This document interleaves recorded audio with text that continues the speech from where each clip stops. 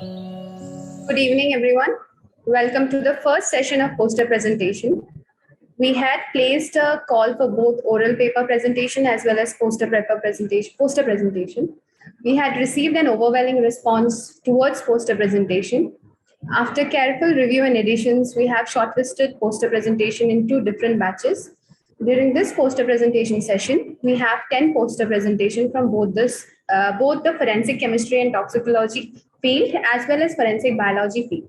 So a very fine good evening to one and all present here. I'm very grateful for your consideration and thank you for giving me this opportunity to present poster in International Virtual Conference on Advances in Forensic Sciences. My presenter code is ICAFS CTP1. The topic for presentation is poisoning through Colchicum autumnal, a review. Colchicum autumnal, commonly known as autumn crocus, meadow saffron, or naked lady. It is a toxic autumn blooming flowering plant that resembles the true crocus, but it is a member of the plant Liliaceae. The scientific classification of Colchicum autumnal is as follows. It belongs to the kingdom Plantae, phylum Angiosperms, class Monocots, order Liliales, family Colchicaceae, genus Colchicum, and species Colchicum autumnal. It contains the alkaloid colchicine with a molecular formula of C22H25NO6. The IUPAC name of colchicine is SN5679 tetrahydro 12310 tetramethoxy 9-oxobenzo a heptylene 7-il acetamide. The main properties of colchicine are it is water-soluble alkaloid and the tuber of this plant is very rich in terms of colchicine, which blocks the cell division by inhibiting mitosis, by preventing DNA synthesis and tubulin polymerization. Now coming to the toxicity of Colchicum autumnal, the clinical manifestation of colchicine poisoning are present in 3 different phases following a latent period of 4 to 12 hours. First phase is characterized by peripheral leukocytosis, gastrointestinal symptoms with fluid losses and hypovolemic shock. The second phase occurs during 24 to 72 hours of intoxication. During this stage, life-threatening complications occurs such as respiratory distress, heart failure, hepatic injury. This phase can last for 5 to 7 days and is followed by the third phase, which is characterized by alopecia and leukocytosis. If the patient survives the third phase of recovery, follows during which patient often presents with hair loss and leukocytosis. Colchicine poisoning is potentially a life-threatening because of its high toxicity and unavailability of specific antidote treatment. The main objective of this review has been focused on 2 points: comparative analysis through available literature to validate quantification of the alkaloid colchicine and to analyze the detection and identification of colchicine to analyze different methodologies and instruments used. The main forensic significance of the study is that colchicine autumnal poisoning has been compared with arsenic poisoning. Both kind of poisoning does not have any specific method used as the treatment. On the basis of reconstruction of scene of crime, the investigating team can tell whether it is a suicidal, homicidal, or accidental poisoning caused by the plant. From the available literatures, the instruments or methodologies that were used for colchicine detection were LCMS, liquid chromatography, mass spectrometry, UV spectrometric method, HPLC, high performance liquid chromatography, RPHPLC, reverse phase high performance liquid chromatography, and thin layer chromatography. Among the available literatures, after the comparison, the LCMS analysis served as an accurate method for quantification of colchicine in human plasma to support colchicine poisoning. This was actually described by Imuri, A.B. Itiar, and Graham articles. published in the year 2003, involves use of analysis of their mass by charge ratio. Calibrative curve for colchicine was constructed with 5 levels, and the R2 value was found to be 0.999 and peak arrival time was 1.9 minutes. This method was found to be accurate, rapid, reliable, and inexpensive for assay of colchicine. This method is also suitable for monitoring intoxication in patients undergoing chronic treatment and is routinely applied to toxicological samples. Finally, moving on to my references, these are the 5 literature or articles that were collected and on which the review were conducted. Thank you. The 2021 World Drug Report by the UNODC says that over 275 million people are drug abusers. In India alone, 250 per 10 lakh of our population use illicit drugs.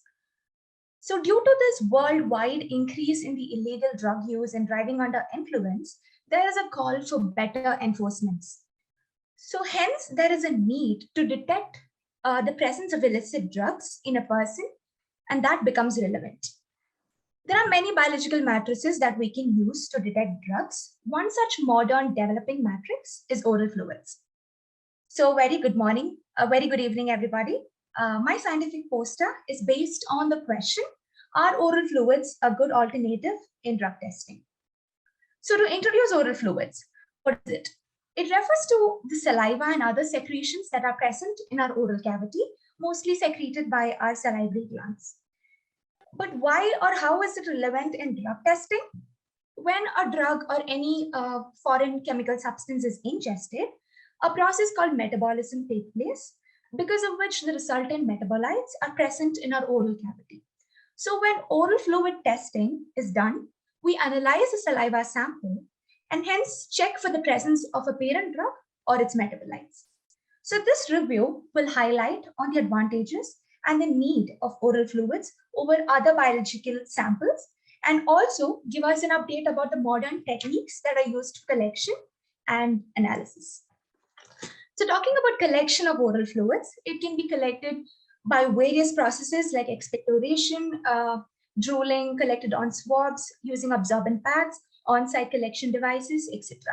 And like any other biological fluid, they'll have to be preserved at a lower temperature for storage. Going on towards the testing, it can be done in 2 different ways. The testing can happen instantly using a portable device, also called as preliminary testing, or it can happen in a laboratory where we analyze it in an in-depth way. Some of the modern techniques that are present in preliminary analysis include GC-IMS and on-site screening devices like RapidStat, DrugWipe, and Drug Test 5000, etc. When we look at confirmatory tests, the testing usually resorts to tried and tested traditional and conservative and conventional methods like GC or LC-MS, which gives us a quantitative analysis and guarantees us that no false positives will occur, and it is also admissible in court. So when a comparative analysis is done between blood and urine, which is a conventional and traditionally used biological sample, with oral fluids in respect to drug testing, we find that there are a lot of similarities and dissimilarities. For instance, the drug detection period for oral fluids is significantly shorter when compared to blood and urine. And also, urine has a higher susceptibility to undergo contamination or adulteration, while oral fluids will not easily get adulterated. And for the collection of blood, it's a very invasive technique, and often it requires the presence of an experienced person, and on-site testing is also not very common. Whereas when we look at oral fluids, it is a very quick method, and inexperienced people can also perform it, and it's very non-invasive. So when we look at researches and studies that are conducted so far on this field, we can see that oral fluids are just as viable as blood and urine. So we come back to the question of them being a good alternative. This is what we have. Like every other biological specimen, oral fluids have different physiological and chemical properties that that causes a different reaction towards drugs compared to the other biological samples. So yes, it can be seen as a viable alternative, but however, we cannot say that it will completely substitute all the other biological fluids. But yes, it offers a very good it offers a significant promise in the field of drug testing and is definitely a good alternative compared to the other biological matrices. Thank you. DNA is known as the biological fingerprint of a human and is considered to be the second most crucial evidence in the scene of crime. Good evening, one and all present. First of all, I would like to thank the organizers for giving me an opportunity to be present here today at the International Virtual Conference on Advances in Forensic Sciences to present a poster on the topic, Interference of DNA Chimerism in the Criminal Investigation on a Forensic Context. The objective of this poster is to aim to raise an awareness of the ignorance of the possibility of chimerism in criminal investigation by examining some real-life cases. My presenter code is ICAFS BSP2. So what exactly is DNA chimerism? It is a phenomena in which the same person has two distinct sets of genetic material. It can either occur naturally or artificially. Naturally, it is a very rare circumstance which usually occurs through a fusion of zygotes, blood exchange between fetus inside the uterus, or even between fetus and the mother. Artificially, it is nowadays very common due to medical interventions like hematopoietic stem cell transplantation, or else known as bone marrow transplantation or blood transfusion, wherein the recipients will have donor's DNA present in him if the transplantation has become successful. The easy medical accessibility and competence have led us to an increase in the number of possible chimeric persons that may be hidden and are easily mistaken for evidence of DNA mixing or cross-contamination when dealing with specimens exhibiting these characteristics. So, in forensic context, it is necessary to consider the fact of facing a possible chimeric person. DNA chimerism can be analyzed or monitored by the analysis of short tandem repeats by polymerase chain reaction, followed by separation of the amplified sequences by capillary electrophoresis, which is the most commonly used procedure for chimeric quantifications. Now, looking into the case study 1, wherein the victim herself was a chimera as she had undergone a bone marrow transplantation since she suffered from leukemia. This case represented as like she thought she had a doubt that she was sexually raped when she was unconscious. So since she underwent a bone marrow transplantation and it was a successful transplant, there generated a complete profile of the donor, which supposedly was her brother, which was found in her blood samples, and a complete profile of the recipient, which is of herself, in her hair samples, while all the rest of the samples showed a mixture of profiles, underlining the importance of analyzing several vestiges in criminal cases involving hematopoietic stem cell transplantation patients. So looking into the case study 2, the mother almost lost her children due to an arousal of doubt of her being the biological mother, as the genetic profile was inconsistent since she herself was a chimera.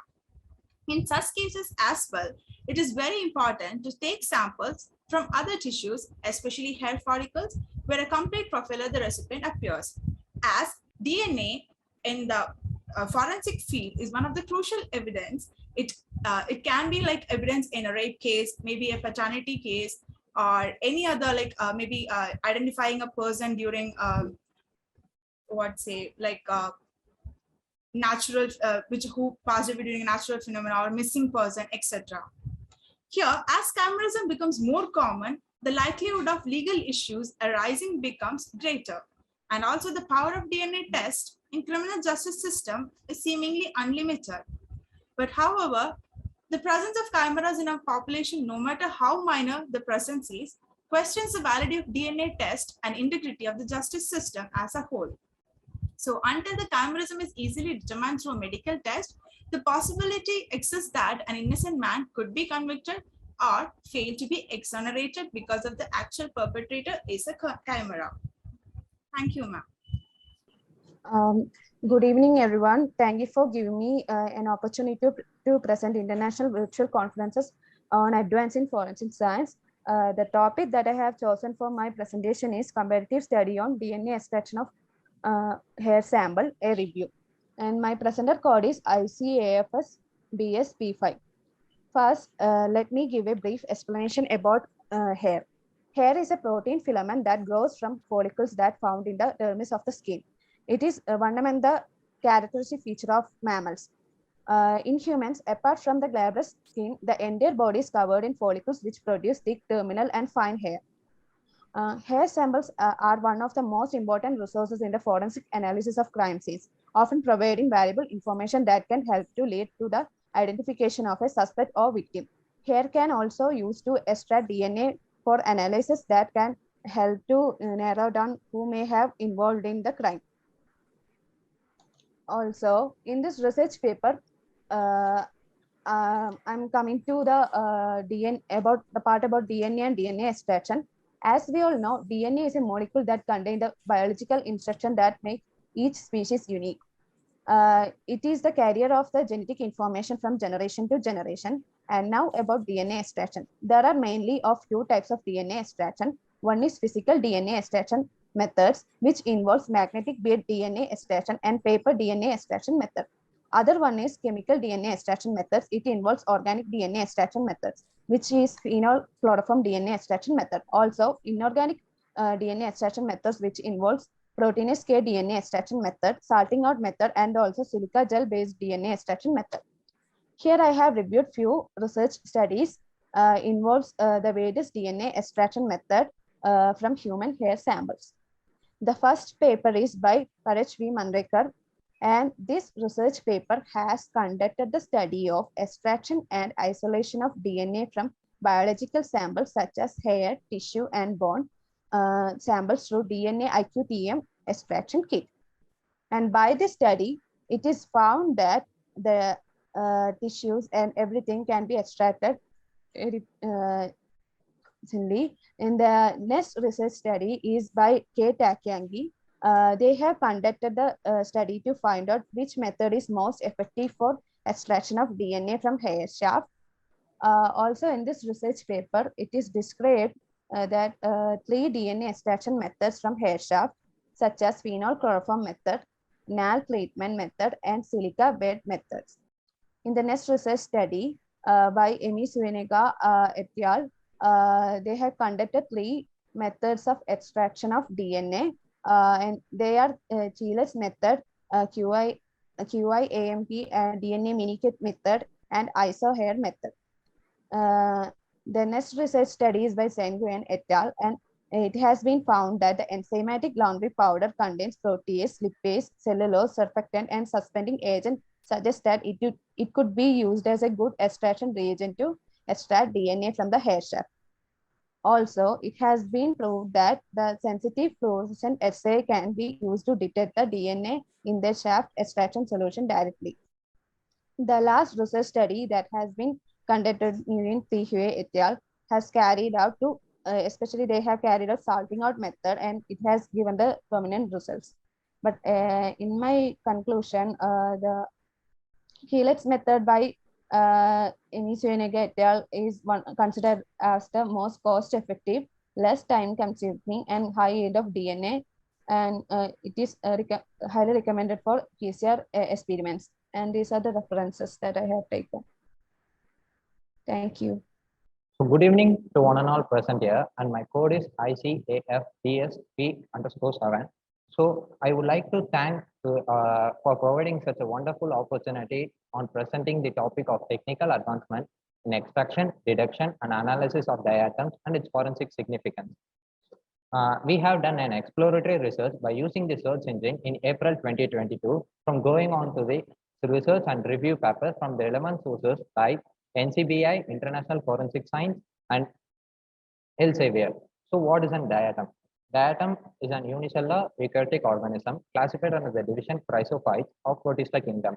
Diatom are photosynthesizing planktons, where it has a unique character, which is the cell wall.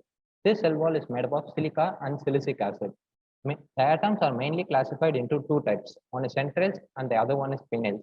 By now, 12,000 to 13,000 species of diatoms are found, where some are yet to be founded.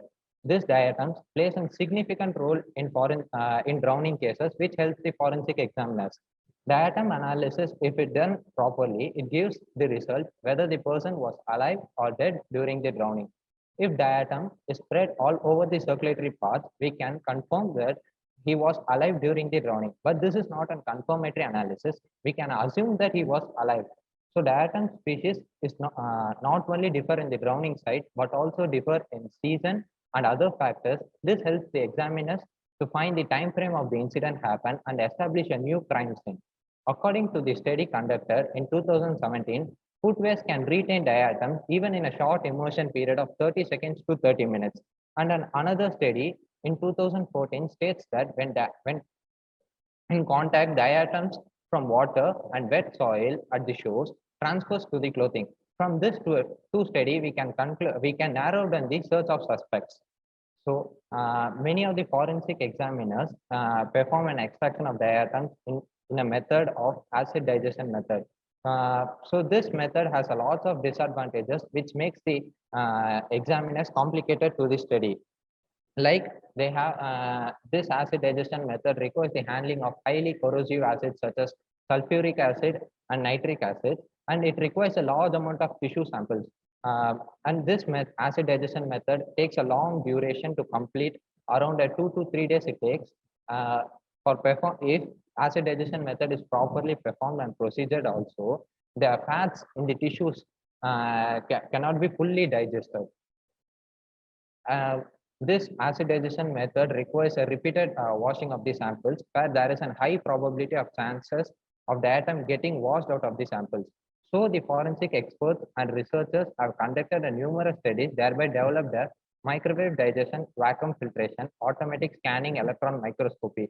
This shortly known as MDVF autosum. This MDVF autosum can preserve the integrity and improve the detection rate, which is significant for the quantitative and qualitative analysis of diatoms. So this MDVF autosum has increased the detection rate of diatoms in such a way that it has an accuracy of 100% in lungs and 97% detecting the diatoms in distant organs. So this MDVF autosum method has a better digestion quality, higher recovery rates, sensitive and less contamination of organic matters, which is much easier than the conventional acid digestion method.